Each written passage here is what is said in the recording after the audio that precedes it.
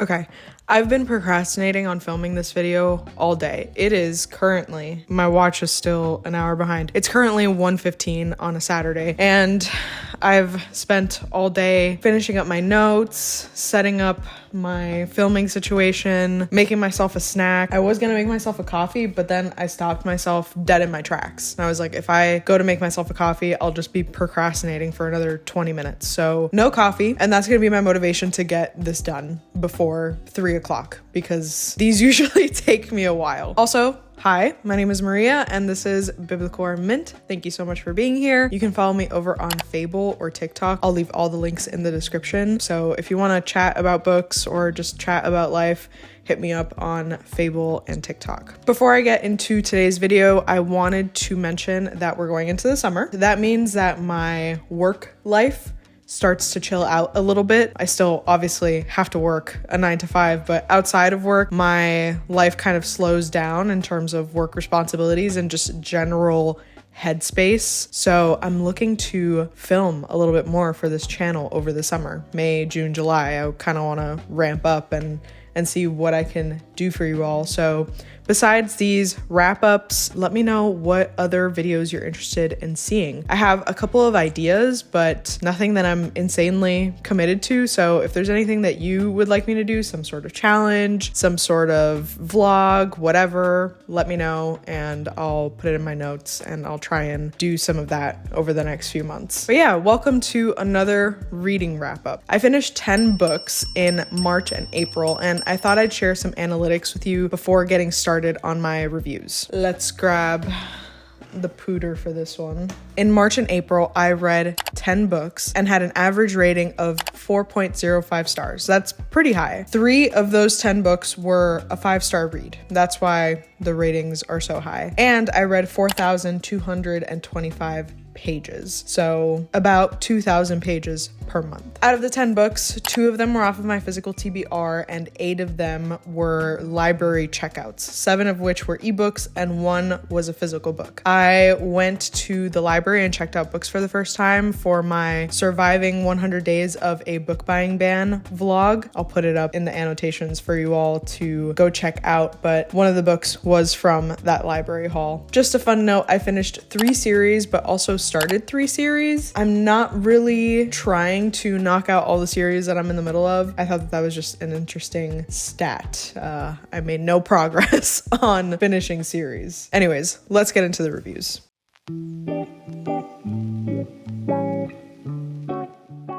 Scythe and Sparrow is the final book in the Ruinous Love trilogy, and if you've already read the other 2 preceding books, you know the tension between Fionn and Rose has been brewing in the background for a while. This book takes place primarily in a small town in Nebraska, which is where Fionn chooses to go to deal with some personal demons. He's living a quiet life, being a doctor, working out, crocheting. Rose ends up in this small town because she's traveling with a circus. She's one of their motorcycle stunts people, but she also has a tarot card reading tent, and that's where she connects with people that are looking to hire her for some vigilante work. She mostly helps out women that are facing trouble, typically with men in their lives. Anyways, Rose gets into a little bit of a pickle and Fionn is there to help her out. He patches her up, quite literally, and offers her a place to stay while she heals. So we're getting some fun tropes there. Forced proximity, hurt/care, that kind of stuff. And Rose being in Fionn's life challenges him to face things that he's been hiding from in this small town. She embraces chaos and all the ambiguities of life, while Fionn is trying to keep things very black and white for himself. So there's a little bit of a clash there in terms of worldviews, which is great because it challenges them both to grow as characters and also gives us some good conflict for that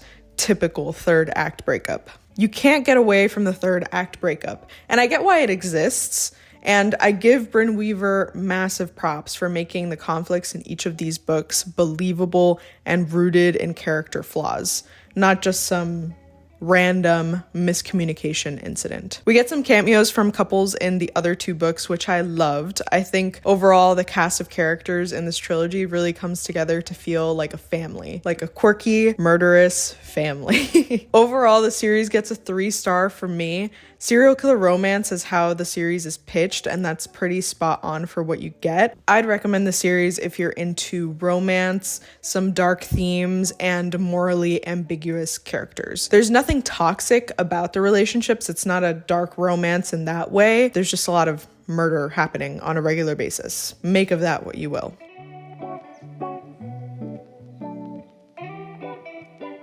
This is book 6 of a soon-to-be 7-book series, potentially 8. I heard that the last book is so massive that they might have to split it up into 2 volumes, but they're also trying to keep it 1 volume. But if it is 1 volume, it's going to be like 1,000 pages, which is fine with me. At this point, I'm in it for the long haul. I'm in it for as long as it takes to finish the series. But as of right now, book 6 of 7 books. And because we're so deep into the series, I can't really say anything without it being a massive spoiler. So once again, I'll stick to the safe areas. First, now that I have read everything that is out in the series, I am affirming that this is a 6-star series for me. I knew at book 2, but I can confirm at book 6, this is going to be a series that I pass on to my children. Like people who read Dune because their parents read it when it came out, my kids are going to read Red Rising. Second, all sections of my review rubric for every book in the series is pretty consistent. The characters continue to be deep and nuanced. The plot continues to be complex and intriguing. The settings with each new book are exciting and new, and the writing style continues to slay. So this is a consistently solid series for me. And third, the build up to this book is insane. Everything that every character in this story has had to go through until now makes the payoff of this book so satisfying.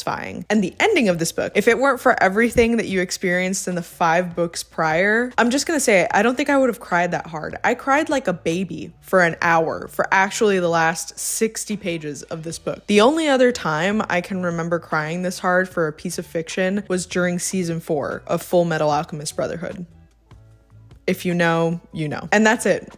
Because I can't say anything that's actually useful, I'll leave you with this. Red Rising gets a big recommendation from me. Just read it.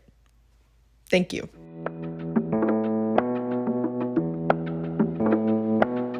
This book falls into the category of TikTok made me do it in a good way. There were clips of the audiobook going viral, and one specifically, which was the balaclava scene, really piqued my curiosity as to what was going on in this book. The blaring of an alarm jarred me out of sleep. I shot up in bed, and for a second I couldn't see anything. Fear punched through me. Had the contacts rolled into the back of my eyes while I slept and severed my optic nerves? Was that even possible? Ali groaned somewhere nearby. What is that sound? I don't know. I've gone blind, I said, voice laced with panic. Help me. I whimpered, Batman style, and yes, it was just as pathetic as it sounds. Oh my god, she said with a shaky laugh. You're not blind. Your dumb baklava slid sideways. It's called a balaclava, I told her. And what did I say? Baklava. One is a mask, the other a delicious dessert. Speaking of TikTok, that's kind of how this story came to be. Navessa Allen, the author, stitched a Mass Talk creator's video and basically pitched the idea for this story, and people loved it in the comments, so she wrote it. So our female main character, Ali, is an ER nurse, and she's on the Mass Talk side of TikTok, and she has a favorite creator. She's in his comment section, she's saving his videos, she basically has his post notifications turned on, the whole 9. Then we get into his POV, and he is Josh. He's created this masked alter ego online for reasons that you will find out when you read the book, and he happens to know who Ali is in real life. So when he finds out that she has a crush on his masked persona, he decides to shoot his shot by way of stalking her and fulfilling her deepest, darkest fantasies. The one word I would use to describe this book is delightful. I had such a good time. I've caught myself saying that about a few books over the past few months, but honestly, I've been looking for a good time while reading, and this one delivered on just that. a good time. And if you have the opportunity to listen to this on audio, the voice actors did an amazing job with the story. Jacob Morgan is obviously the star here. He really brought Josh's character to life, but Elena Wolf as Allie was fantastic as well. And they voiced their characters all throughout the audiobook. Like in Josh's POV, they had Elena Wolf come in as Allie as opposed to Jacob Morgan just putting on a higher pitched voice to do the female portions, and vice versa. That's just a personal gold star from me. I love when they do that in audiobooks.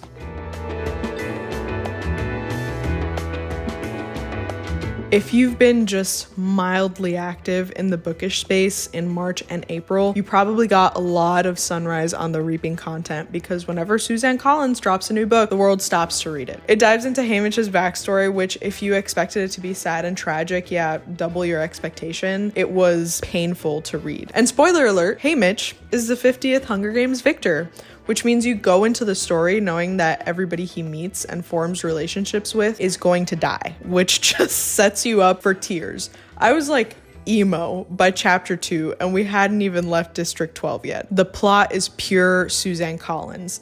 Tightly paced, rich with subtext, and full of political tension. Watching Haymitch begin to see the world for how it really works, how power shapes perception and violence maintains control, was like relearning Panem from the ground up. If Ballad of Songbirds and Snakes asks nature or nurture, and the original trilogy asked real or not real, Sunrise on the Reaping asks how the few govern the many and how propaganda keeps the system alive. That's not a huge spoiler, by the way. The book opens up with quotes about propaganda and implicit submission, so the themes are in your face. There are a ton of cameos in this story. Every one of them felt like a punch to the face, and it really gives so much more context to Katniss's story from the original trilogy. Okay, you're gonna have to walk with me here because this idea is forming as I speak.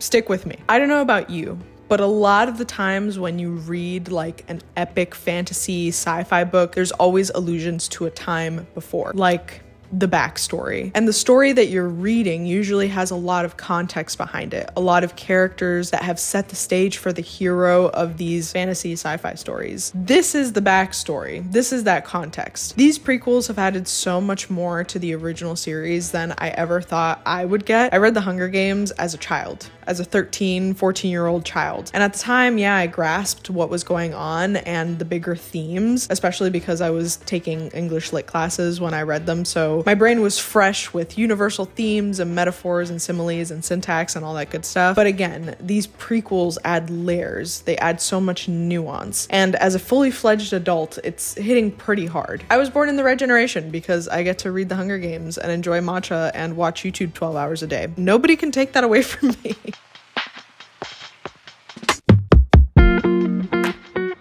I am currently averaging one Ali Hazelwood book per wrap-up.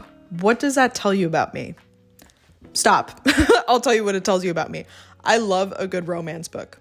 Also, Ali Hazelwood writes at breakneck speeds. This book came out in February, and as of right now, she has 2 more books coming out this year. I don't think she sleeps. I'm also not complaining. Anyways, Deep End was fun. It was everything you could possibly want out of an Ali Hazelwood book. Great romance, hilarious writing, and some random side quests you never expected to go on. In this case, collegiate swimming and diving. And according to my notes, I read this book in basically a day, which I love for me. It means I was having a great time. However, do I recall any of the nuances of the story? Not really. Like I said, I had a great time. Our female main character, Scarlett, and the love interest, Lucas, were fabulous. He was truly obsessed with Scarlett, which I love. We got a really great epilogue. Honestly, one of my favorite epilogues ever, not only in an Ali Hazelwood book, but just of all time. I didn't love the third act breakup / conflict situation in this one. It felt a little forced, but honestly, I was entertained for most of the book and had a good time. What else could you ask for?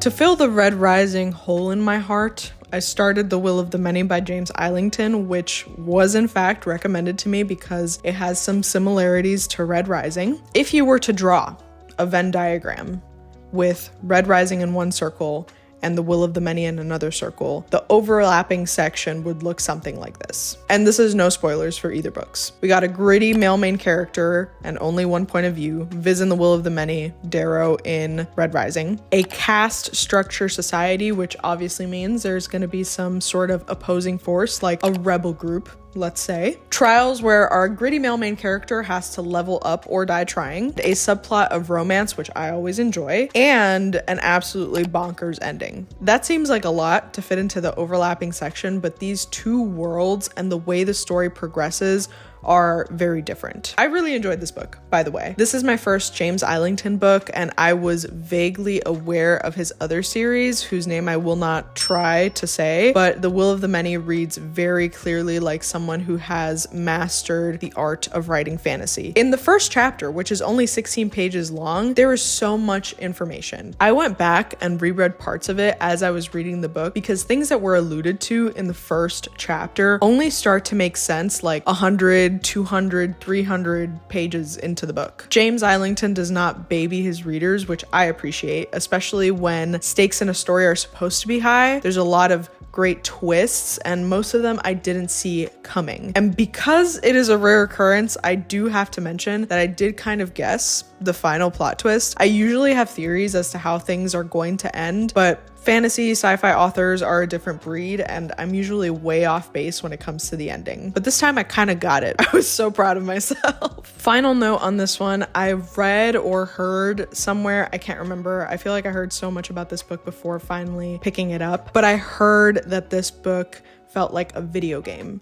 And I only recalled hearing that when I got to one part in the book where I felt like I was in a video game. It was a big reveal moment where you start to realize that the scope of the problem that Viz finds himself in the middle of is so much bigger than he first anticipated. And I felt like I was in the middle of a video game. It was awesome. A specific video game. I'm not going to say which one. I will say that I'm currently playing it because after finishing Will of the Many, I was like, damn, I want to get back into that one. I never finished it. I don't know how else to describe it. It feels like I'm giving you the definition of a video game by telling you that it's like a video game. So, but if you enjoy video games, take a shot every time I say video game. If you enjoy video games, this book kind of feels like one. So there you go. Anyways, read Will of the Many. Let me know what you think.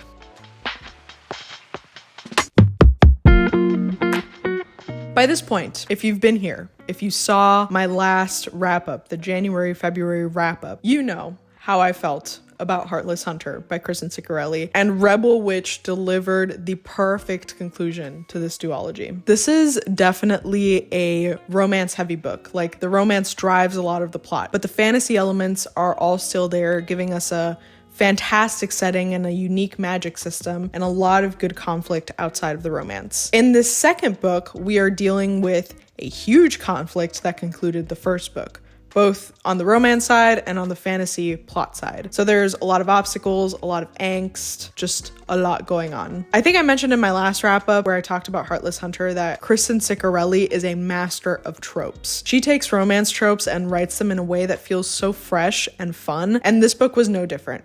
Even when it wasn't fun, even when I was dying of angst, I was having a great time being along for the story. And the ending of the book was truly epic. It had me gasping as I flipped through the final pages on my Kindle. Gasping, crying, laughing, you name it, all the emotions. And I knew this was a 5-star read because the moment I got to the acknowledgements, I opened up my highlights and just started rereading my favorite scenes because I just didn't want it to be over. Honestly, I think this could have been a trilogy. I'm not saying it should have been. I'm saying it could have been. I think it's a duology because we're really focused on the romance, on Rune and Gideon's characters, but the main conflict happening outside of Rune and Gideon, if that had been expanded on just a little bit, it could have been another book. The scope was really epic and we got a taste of that at the end of Rebel Witch. So I think it definitely could have been. But this is not me complaining. Kristen Ciccarelli, if for whatever reason you're watching this, I loved this duology and I would do anything for you to run it back. Catch lightning in a bottle one more time and give us another duology, please. I beg. Please. Thank you.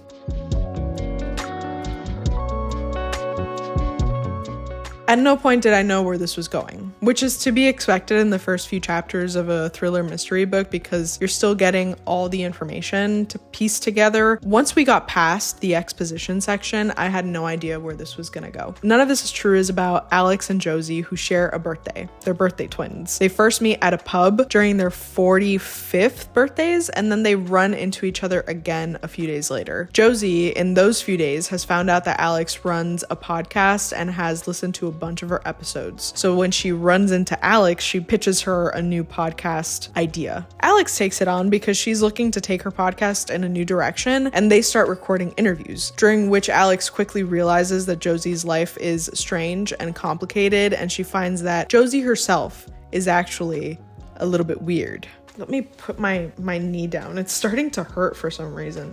Ow. We get both women's POVs, so when we're in Alex's head during these interactions, we see her thought process of realizing she's in a weird situation, but also realizing that this could be the most interesting thing she reports on. Anyways, things get crazy when Josie ends up disappearing one day, and that's when Alex starts to put the pieces together to realize that, name drop, none of this is true. That was all in the synopsis, by the way. None of this is really a spoiler. I listened to this on audio when I was on a road trip to visit my parents, and then I finished it on my Kindle that same night. So I didn't go to bed until like 2 a.m. This was addictive, with so many twists and turns and unsettling scenes and reveals. Yeah, I recommend this if you're looking for a true page turner.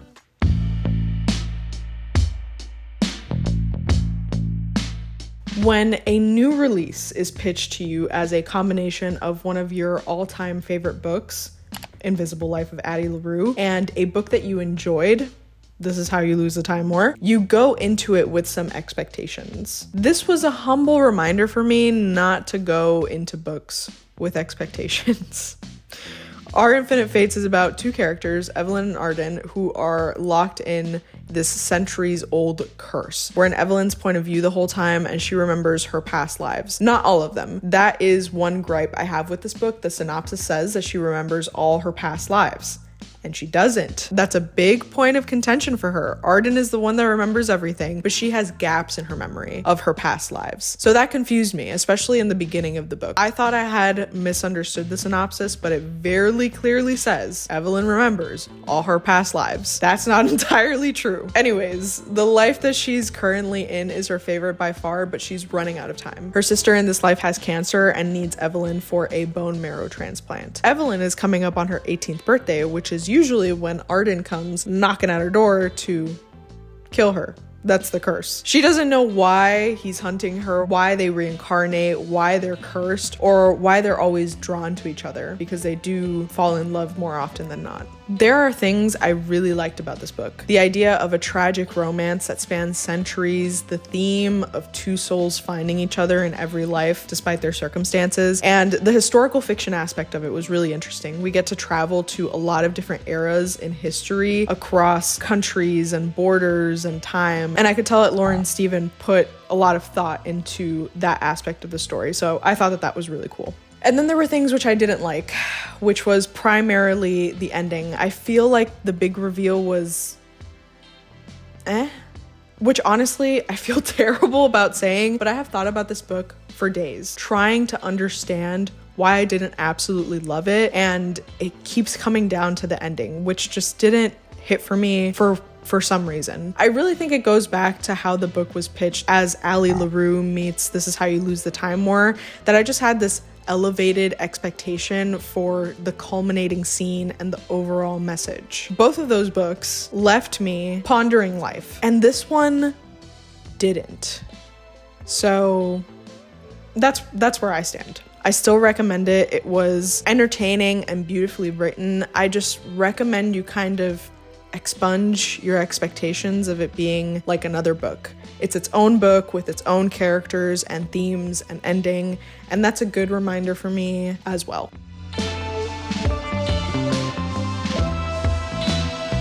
Middle of the Night was the book that I picked up at my local library, the trip which I vlogged in celebration of surviving 100 days of my book buying ban back in April. The premise had a lot of promise. Ethan Marsh, our main character, had his best friend Billy go missing 30 years before the events of this story. They were having a sleepover on Ethan's lawn in a tent, and Ethan woke up to the tent being torn and his friend missing. This is obviously very traumatic for Ethan. He changed schools after what happened. He's been dealing with insomnia ever since, and he's gone to multiple therapists. Again, the whole nine. Now in the present, he's back at home at Hemlock Circle, the name of the cul-de-sac that he grew up on and where Billy went missing, and freaky things start to happen. This prompts Ethan to dig into what really happened the night of Billy's disappearance, something that he's avoided doing this whole time but now really wants closure on. At this point, you've seen my rating for this book hanging out ominously in the corner, so you can guess that I wasn't that big of a fan. I will say Riley Sager is really good at keeping a story moving. Most chapters in this book, and if I remember correctly, also the only one left, end on some sort of hook or cliffhanger, and it makes you want to turn the page and keep reading. So I was pretty entertained while reading this book. My problem mostly lies in the fact that Riley Sager's books are marketed as these intense horror mystery thriller novels, but they read like an episode of Scooby-Doo. That's the best way I can describe it. More cozy mystery than anything, and the endings are kind of the bane of my existence. They always go on for just a tad bit too long. Middle of the Night wasn't as big of an offender as The Only One Left was. That book went on for 30 more pages than it needed to. This one went on for about 5 more than it needed to, so we're getting closer to a concise ending, but we're not quite there. So yeah, this might end my journey with Riley Sager. Never say never though. He might put out a banger in the future and I'd be willing to read it. But if for some reason you were intimidated by Riley Sager novels because you thought they were these intense horror, mystery, thriller fests, maybe just give them a shot. They're entertaining books, but they're not as scary as they're made out to be. So that puts me at 18 books read so far this year, which keeps me on track to finish 40 books by the end of the year, if not a little more. This could be famous last words. If I fall into a reading slump, we could take a nosedive, but I'm hopeful. There's a lot of books I'm excited about getting to this year, like A Great Big Beautiful Life by Emily Henry, which I'm actually going to start this weekend. I'm going on a trip and I'm taking that book with me, and I'm so ready for the summer vibes. An Emily Henry book in the summer always hits. If you made it this far and you enjoyed this video, be sure to give it a like and let me know what your thoughts are in the comments below. And don't forget to subscribe for more bookish stuff. You can also follow me over on Fable, where we can chat about books, or on TikTok for a silly goofy time. My reposts on there are a little unhinged lately.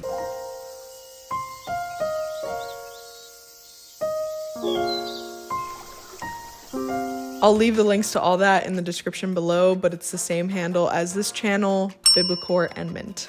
See you next time. Happy reading.